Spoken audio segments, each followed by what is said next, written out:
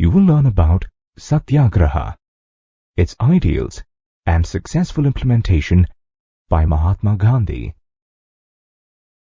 Albert Einstein once said about Mahatma Gandhi that generations to come, it may be, will scarce believe that such one as this ever, in flesh and blood, walked upon this earth.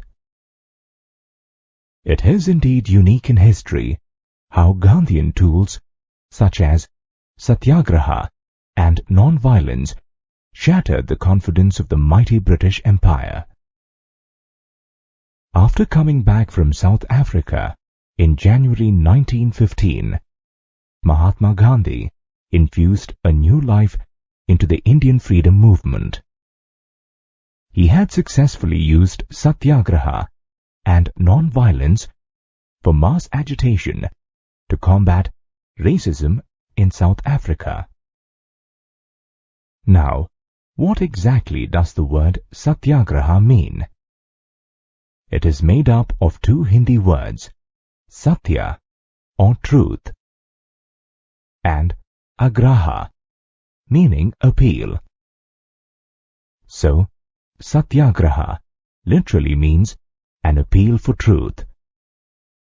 Satyagraha is passive resistance used powerfully to appeal to the conscience of the oppressor. Interestingly, the strength of Satyagraha lies in the soul force or moral power and not in the application of brute force.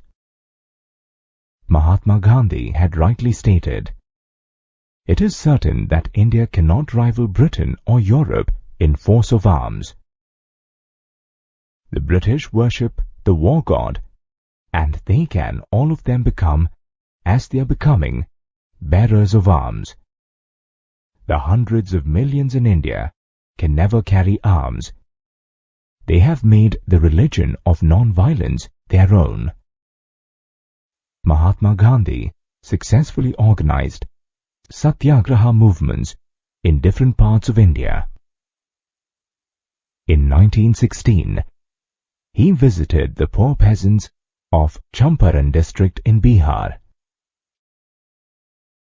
The British used to force the peasants of Champaran to cultivate a cash crop called indigo, which was a popular dye used by textile industries. The sale of indigo earned the British huge profits in the international market.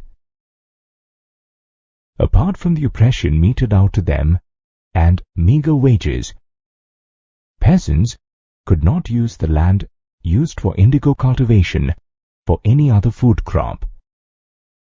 This led to a shortage of food grains. In 1917, Mahatma Gandhi visited the Kheda district in Gujarat.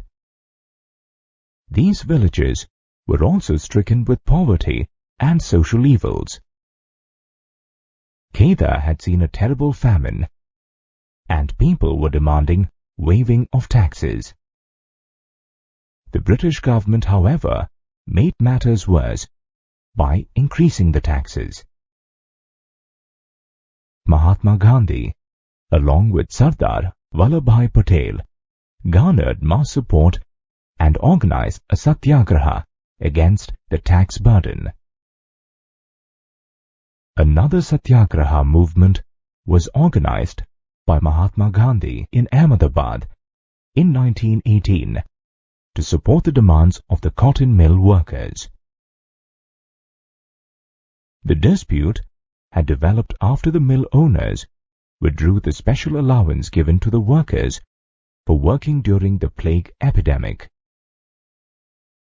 Supported by Mahatma Gandhi, the workers demanded a 35% increase in salary, which was refused by the mill owners.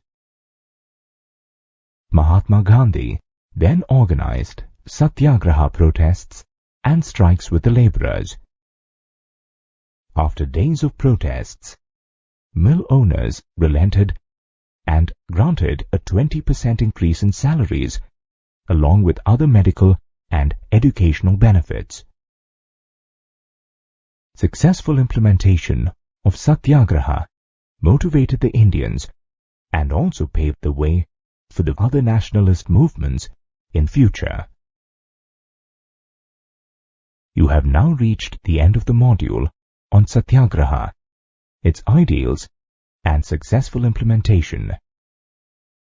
In this module, you learnt that Satyagraha was a method of mass agitation founded on the sound belief of non-violence as a tool of protest. Mahatma Gandhi knew that India could never match the British in military strength, so he adopted the concept of Satyagraha.